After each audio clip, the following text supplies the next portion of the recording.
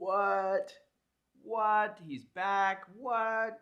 Oh my god. Hey guys, this is Julian, and we're here in my new studio. It's been a long time since I've made this type of video. I know a lot of you who subscribe to this channel originally found me for tutorial videos or my inside the project videos. So I'm sorry that I've been away for so long. I wanted to come back this year and do some of these types of videos just for you guys who have been around here for a long time, and also those of you who enjoy my new music projects that I've been focused on and want to learn how I wrote the songs. So today we're going to be looking at one of my brand new songs from my new album, Contrast. This is called Dawn. It features my vocals for the first time since my 2021 Mousetrap EP, Eventide. And it's a very special song to me. It's the song that really set off the course that eventually led to me writing the Contrast album. So if you guys enjoy it, let me know in the comments. And also, for those of you who still seek my counsel in terms of tutorials and music education or just consulting for your project, I actually still do educational content. It's just more on a one-to-one basis now. We have a big Discord community with almost 1,000 members. We exchange tracks, and we do monthly meetup calls where you can share your music with the community and get feedback. So still doing it, just not here on YouTube. And I hope you guys come over to Discord where the water is fine. My Patreon is still active if you want to become one of my mentorship students. So if you want to learn more about that, go and check me out on Patreon. All the stems to this song, Dawn, will be on Patreon after this video. All right, we'll start the track breakdown with the first track that inspired the entire Dawn song and the way I wrote the entire Contrast album by proxy, because Dawn was the first song from the album. So the keen eye among you, or the people who have been around for a while, will recognize this name here, Wintergatan. I actually did a remix of this viral video they did called, I think it was The Marble Machine, back in like 2017 or something like that. I've been following what he puts out, and I really enjoy the electromechanical, like analog sound design of his music. It's very like mechanical and hardware and like, but not in like an electronic sense, like in a physical acoustic sense. Like he has instruments that are just machines that play tones on a xylophone and that sort of thing. So he released this instrument called Spildoza, and I was immediately inspired by this to make something like very music box centric, very Wintergatan centric. So I came up with this hook.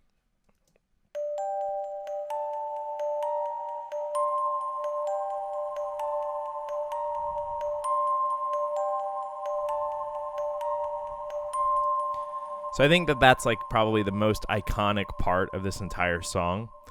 I think it's really the foundation and the backbone of this track, which I think is the foundation of Contrast. So it's very fitting that we start here in this series of track breakdown videos. So the patch itself, as you can see, these are the parameters. We also have some delay and reverb on this. I use Valhalla Supermassive because I love how wet this delay reverb is. It's just incredibly dense, and it has this way of creating like an atmosphere around things. I don't use a ton of it. I use like 35% so that it's not completely overbearing, but it's enough to where it feels like the sound is engulfed in reverb. So I have a high pass and a filter, and I've talked about this in other videos. It's probably been 6 years since I've done a video like this, so I thought I would mention, when you filter the high end off of something, it really just pushes it back in the mix. It's kind of like the psychology of human beings, right? Like if I'm talking to you a foot away, you're going to get a lot of that high end information. You're going to get the full range of the person's voice. But if you're 20 feet away, the high end starts to roll off just by the nature of high end not traveling as far. So you're going to get like a reduced sense of high end. There's a natural low pass, like a natural fall off of maybe above 5K. The further you get from somebody, the more that happens. It's the same reason why like you can hear like the sub through a wall, but you can't hear like the high end at a club, and you open the door and then you get this wall of sound in your face. The same physics that enable that create this psychoacoustic effect that when something is rolled off on the high end, it feels further away or more in the background. So I use this throughout the track on a lot of different elements, and a lot of DJs do, and a lot of producers do, across all different genres. Just rolling off some high end can really create this sense of something feeling like pushed to the background, and I do that here.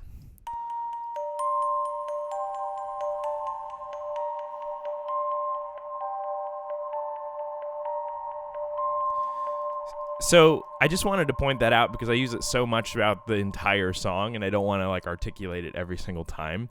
But the reason I filter things is so that it takes the focus away from this voice and brings it to something else. That's the music box. I think that that's one of the key elements to the song.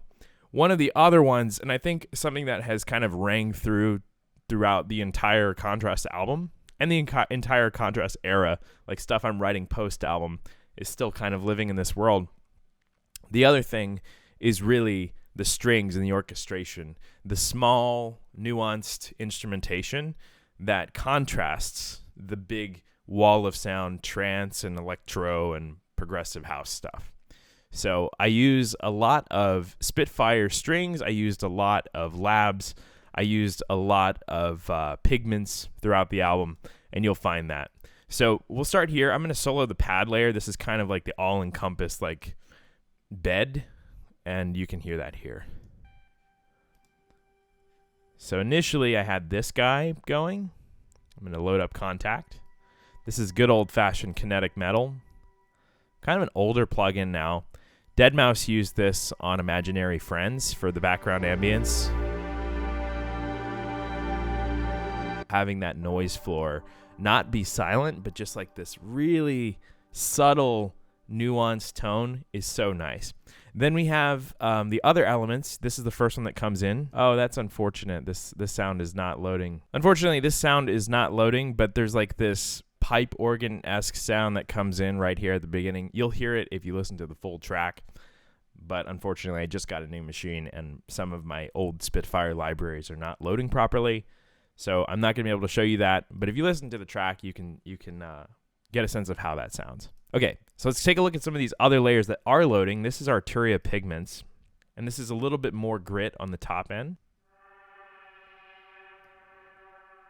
And for this record, historically, I mean, you guys have known me for a long time. I like to make all my own sounds, but in the past like year or two, I've really gone into this place where I've become more okay with using presets and finding sounds that I really like and melding them in ways that I like rather than making everything from scratch. And I think it's kind of aided the palette of some of my newer music. It just kind of expanded my horizons in a way. So I use this Behind Dark Mirrors Pigments preset. I have some pretty intense EQ cutting off everything above like maybe 200 hertz at a pretty slow roll off. And then I've modified the patch a little bit. You can see what I've done to it if you really care to steal the patch. I also did some strings. Let's see if this plays. Yeah, intense. This is Ashlight from Contact. And that's what's giving us so much of that ambient noise, which I think is really nice against the strings that you hear throughout the song. I also have some stuff in BBC Symphonic Orchestra, which is also from Spitfire, and it has an amazing tone, and it's actually one of the free libraries that Spitfire put out a few years ago. It's one of their like premium ones. They just gave it away as a gift one year. So this is the root cello. Yeah.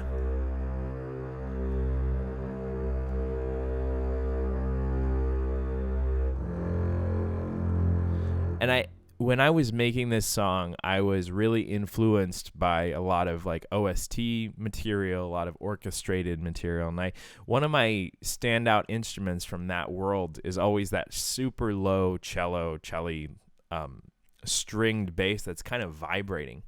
And I really wanted to capture that. So I made sure to use that as like a very key instrument in this intro. I also have like a pretty large amount of reverb on this just to create some space. And then, of course, there's the main strings as well. This is also BBC Symphonic. Together.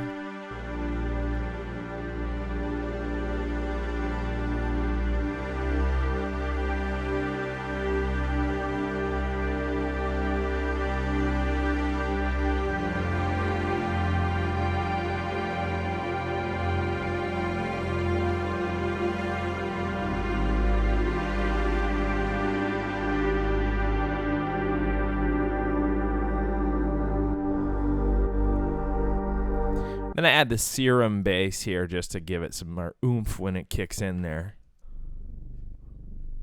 It's like super, super low. And I kind of liked how distorted it was at the lowest point, just creating this like wall of sub. And that's about the point where my vocal will come in. Unfortunate that this pipe organ is not loading. It's a beautiful tone. It's one of my favorite tones in the entire song, but sometimes a new computer will do that. So those are the fundamentals of the core orchestrated section. Let me go ahead and play that for you as a piece.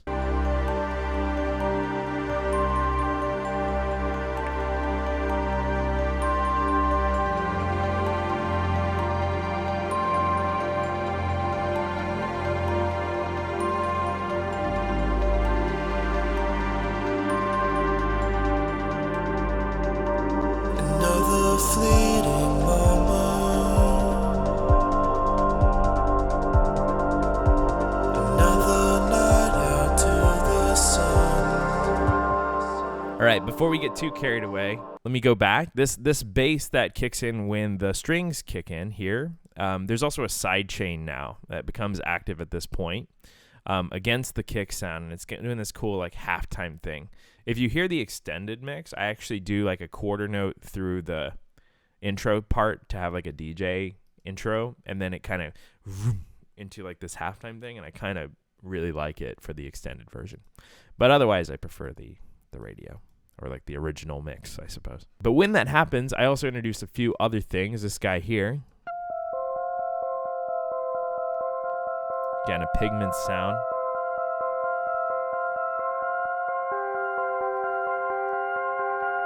Here's the preset.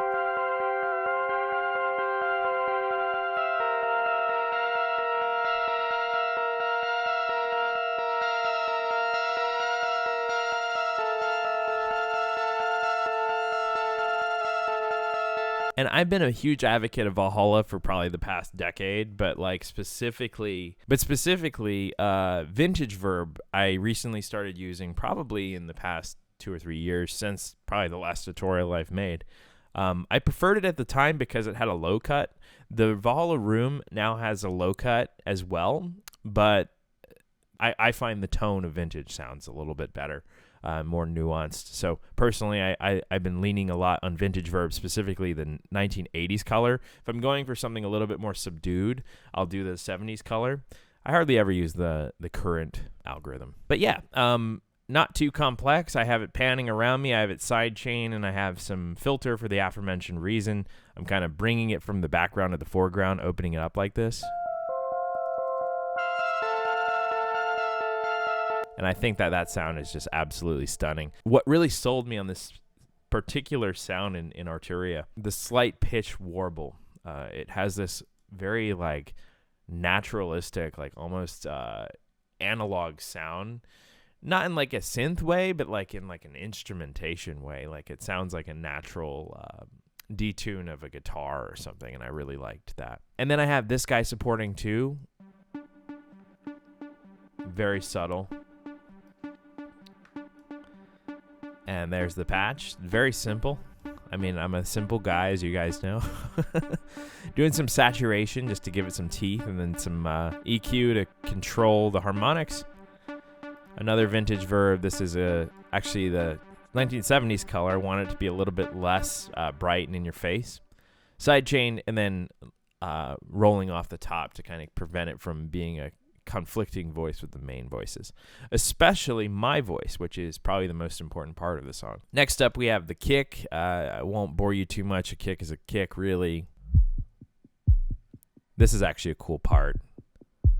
So I'm actually doing some delay on this guy for this part, and it's actually running at a halftime speed. And the kick is actually going at halftime here. It's like doom, doom, doom. But I have it on a 2-count delay on here, so it's going doom, doom, doom, doom, doom, doom. And you get that cool echoed effect. And I actually have this EQ here that I turn off after this part. It's just kind of subduing the kick. I'm removing the high end. I'm boosting the low end to give it this kind of almost like a massive attack feel. Super cool. And then, of course, I swept into it with this reverse kick, which kind of pulls you into that moment. Let me show you in the context. Another fleeting moment. Cool. with that as well, I introduced the first percussion of the song. This is actually just a loop. And PLXNEDP. Probably a splice loop, I imagine. I generally lean on loops for things like shakers and general, that sort of stuff. If it's something that I don't really need to modify, or something that's super easy to just drop in and use wholesale, I'll do it. I'm kind of at that point in my life where I could probably sequence this or record it myself, but it's like, how different will it be if I actually just drop in the sample versus programming it myself? I will say I did do the programming on the hi-hats because I like that velocity shift. You can hear it here. It's something I've been doing for a long time. I think I probably debuted this on my remix of Morgan Page's The Longest Road back in my Mousetrap days. But I love a little bit of velocity modulation on the hi-hats to give it like this kind of flow. I have a little bit of auto pan on this, so it's going back and forth between the ears, gives you this nice stereo effect and not just super mono. This is another percussion loop. Super transient. I really didn't process that at all, which is surprising. I guess it's at a low enough level to where it doesn't really matter. Just kind of supplementary to the hi-hats I do have. Here's the clap. I should say the clap fill. So I've got this sample here, and then I've got this one here. If you want to go Google those on Splice, you probably could find them. And then I have some reverb and decent amount of it at 37%. So it has that almost Prida snare effect, but it's not quite. One of the things that I really like to make people aware of is the importance of volume. I know a lot of producers that struggle with making these Pridas really hit. And generally speaking, it's just because of a volume discrepancy between this guy and the rest of the stuff in your drop. Maybe the drop is quieter than the buildup is. Maybe the snare's just sitting 4 decibels too quiet and it should really be +6 from where it is. Generally speaking, you can fix a lot of things in a mix, and you can make things sound better or worse just by adjusting 4 or 5 decibels of gain. And there's no exception here. If this was quieter, it probably wouldn't hit like it does, but it bites really nicely because of how loud it is. I have this one transposed down. I've been really into a transposed or negative transposed snares lately. It just has this weight and body to it, and I feel like it hits really nicely, especially for something like this. And then there's a top layer too. This seems like it's the same company that does these samples, so maybe I found a drum pack or something, and I was really enjoying the tone of the samples, because this PLX_NEDP, whatever this company is really killing it. I use them for a lot of stuff on this track. My signature build snare I use on every single song. It's just a 909 from Ableton with a velocity ramp. Cool little technique here you can use. They changed a little bit in Live 12. If you highlight all of your snare hits or any MIDI hits and you press the B key to enable the pencil tool, you can actually draw these velocity modulations as a vector. So if you hold the Alt key or the Option key on Mac, you can actually draw a shape, and you can do all your velocities that way. Of course, we don't want to do that, but that's just how I do these. And then I have these little micro fills every so often, so it kind of turns around. Let me show you that. We have a secondary hat. This is definitely more housey. I give it a little bit of brightness because I like my hi-hats to really bite through. I've been kind of conditioned over the years by Porter Robinson and Madeon and Zed, that type of sound. It's just kind of the era I came up in, or grew up in, I should say. Crunchy percussion. Here's the clap. Similar thing, boosting the high end, pulling some mids. I've always been partial to really bright claps with not a lot of upper mids. I feel like it's distracting and kind of weighs the track down when the snare has too much in this 100 to 1K region for the clap. I have some reverb on there. There's my settings. You can steal. Should probably talk about the bass. So we have this bass here in the break section.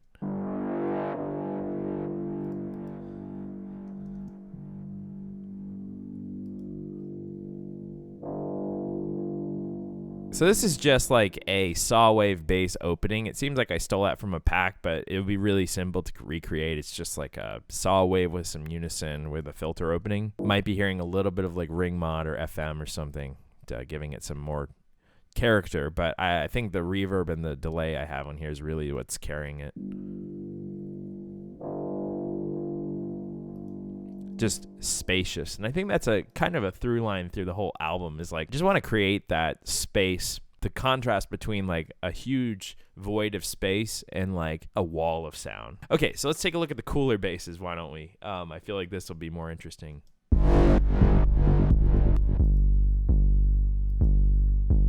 So this is something you might not notice if you're listening just on a bass level. I actually have this like syncopated bass pattern going.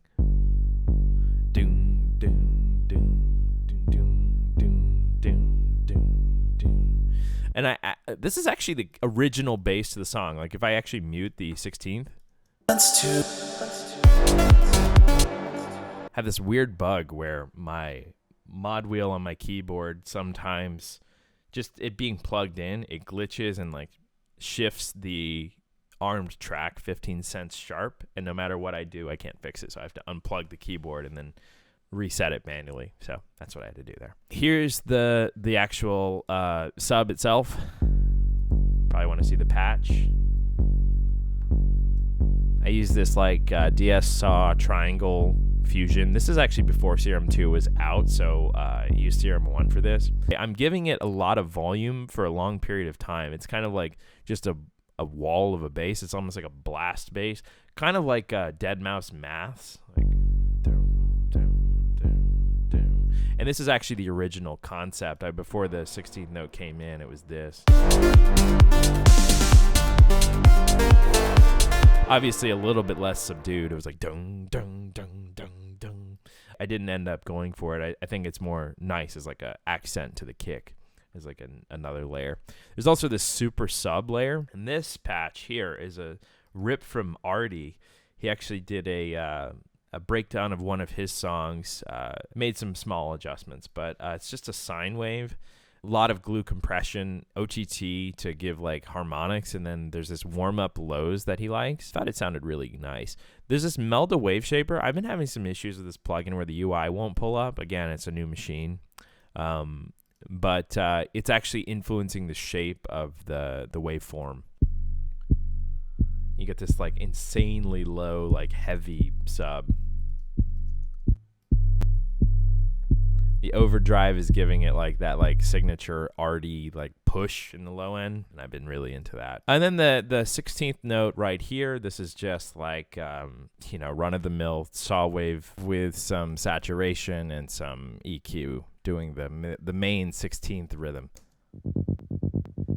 And this is mostly just to fill the like lower mids. I'm actually not using this for sub because I have that other instrument doing the more sophisticated pattern. Here's all three of the basses together.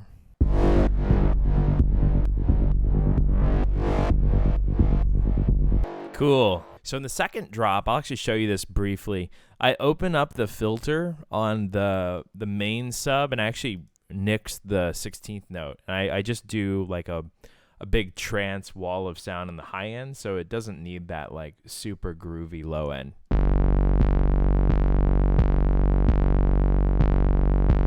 See how low that's hitting? What are we at here? 30 hertz? Like 10 hertz? So let's go back to the first drop really quick here so I can show you the upper instrumentation. We have this main lead that comes in. So in the breakdown, we have this ARP here as we went over. But when the drop hits, we introduce this guy in this little breakdown. We are children of the night.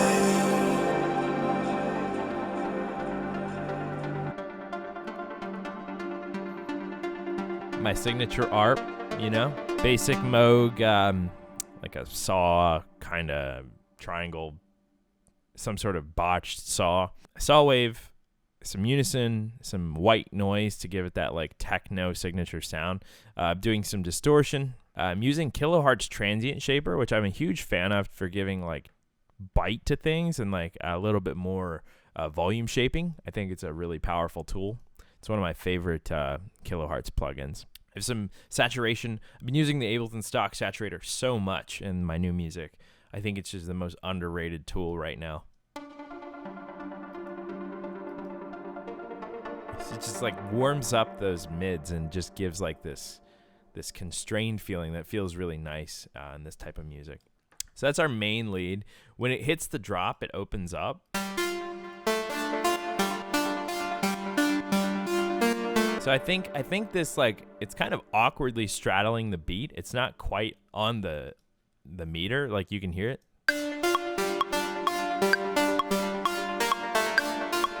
Probably like my deadmau5 DNA from when I was a kid coming out here, or like Daft Punk or something. But I really love those syncopated arpeggio patterns on like a big arp. And I also really love this like slap back delay on here. I think that's really carrying a lot of weight, more than you would think. So that's cool, but this is sick.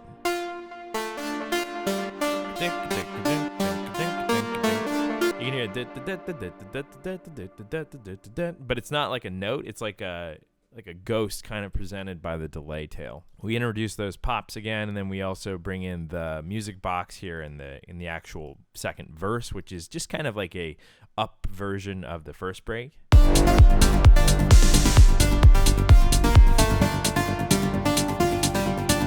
Another chance to recognize. We're casting shadows on the night. When it hits those big moments with the drops, I have these big washy pads too, which is kind of like a more mid-tone centric sound.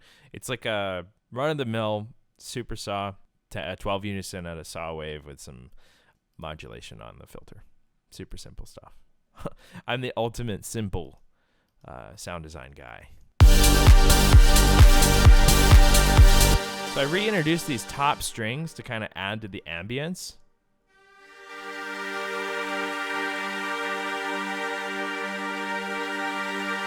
And then I have this low super saw, which is kind of doing a lower interval.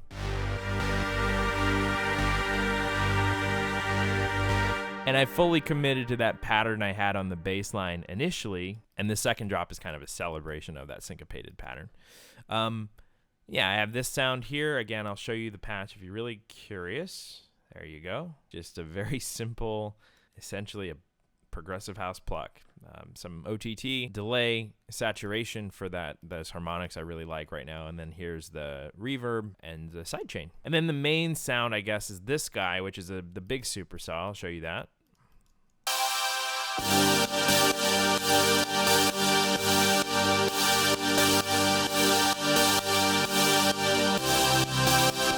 Yeah, and this sound in isolation is so constrained and compressed. I'm really blasting it out with saturation and OTT, but I feel like in the context of the song, it's just so high energy. I've been converted to the trance dark side, or I should say the light side. I think trance would probably be like the light of the force.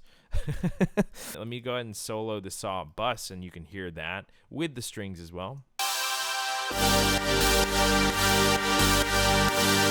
And here's with the bass.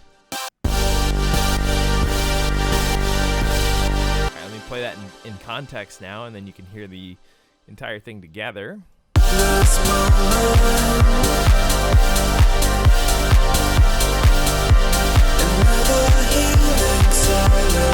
me go ahead and show you the vocals really quick. This is the main vocal. Another chance to recognize.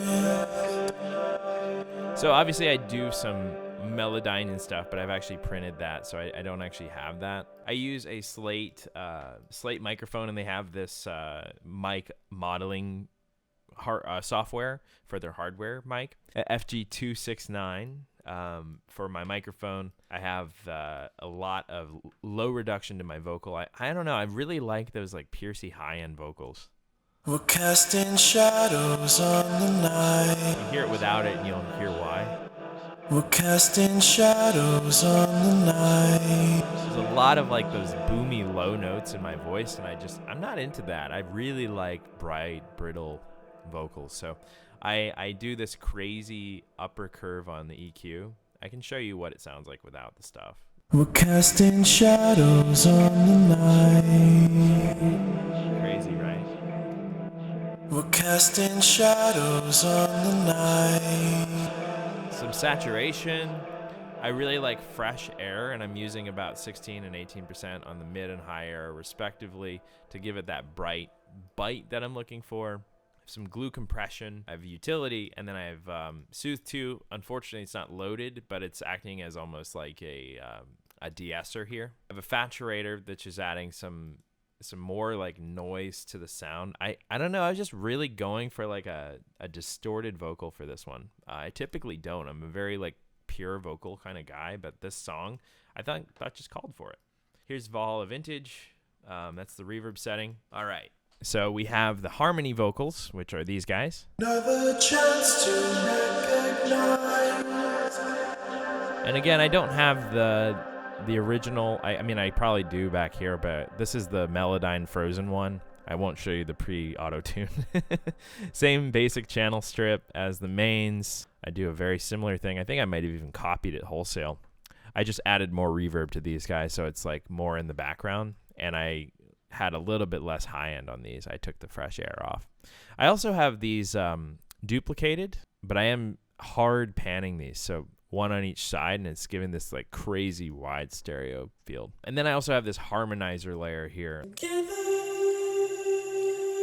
Yeah. Plus 12 semitones in Ableton. I'm using the Complex Pro, and I'm using this formant and envelope configuration to give it that like almost like flanger-y kind of tone. It doesn't sound super settled, and I quite liked that as a layer. So let me play you all three of these together.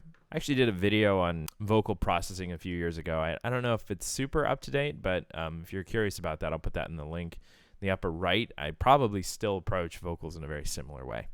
This is kind of a offshoot of what I would normally do, but here's the vocals. Come alive.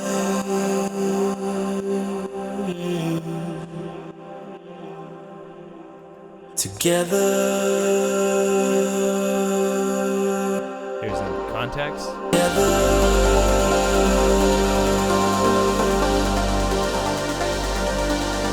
are children of the night. And there you go. That's really the vocals of Dawn. Now, there is a few vocals in here. I think it might be these guys that I actually wrote lines for the song. And if you actually watched my like debut of Contrast, we did a live stream event on my Discord community with the fans. I actually talk about this in that video, but there was this one line that I really liked that I wrote for this version, but it didn't work. It's like a cool like off lyric that's not like in the original song, but it's in the reprise version. So I actually made a second version of Dawn that I'm actually really proud of. It was kind of in the final hour of the album cycle. Wrote it probably like a week or two before we submitted, and it's basically like an orchestrated version of Dawn called Dawn Reprise, and I actually used that vocal in there. And it was inspired by I actually heard a leaked version of I think a Porter Robinson song. I want to say it was Language, and I'm not super like pro leak. I'm just like stating this as like this is something that happened to me. I generally don't like encouraging people to leak other artists' work. I think that's kind of selfish. But just as a musician who selfishly heard that song, I heard a version of Language that had more to the song than just like the hook of the song.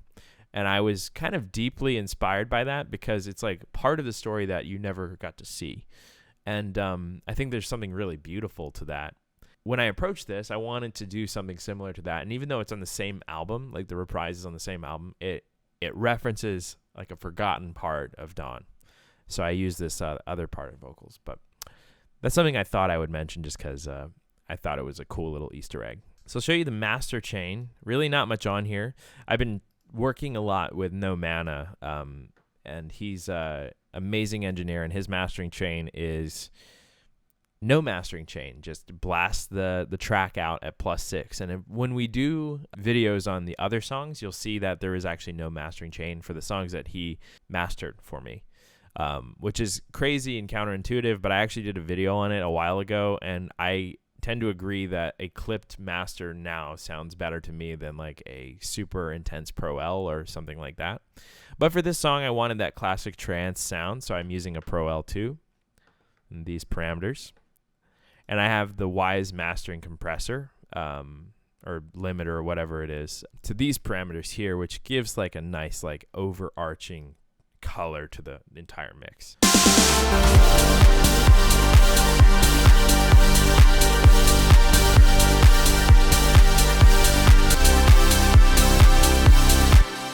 It's really the mastering. I have a little bit of gain automation to like maximize the amount of contrast between the breaks and the drops. But that is really all there is to Dawn. I hope you guys enjoyed this breakdown video. If you did, make sure to like the video and give it a subscribe. Give me a subscribe, I should say. And go check out the album. It's been what I've been putting a lot of my energy and attention to lately. I know I don't do these videos as much as I used to, but I've really enjoyed recording this for you guys, just like the good old days. And I plan on doing a few more of these for the songs from the record. If you guys want the stems for Dawn, it'll be available to my Patreon supporters, at least some of them.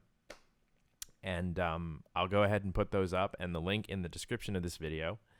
And if you want my counsel and want to be a part of our community, go and join our Discord community. We have like almost 1,000 members.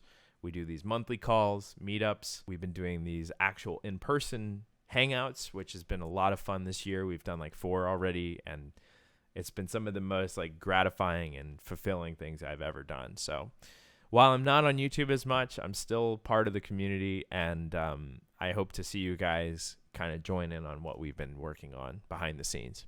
Again, I hope you enjoy the song. The remix of Dawn just came out actually from Houseman. It was played on Group Therapy last week. Go check out that mix or his version. I'll put the link in the upper right hand corner right now, and you can check out the original mix wherever you stream music. So I'm Julian of Julian Gray Media. It's been a while since I said that, and I'll talk to you guys in the next video. I hope you enjoyed the new setup, and I hope you enjoyed this video. It's been good to be back. I'll see you guys.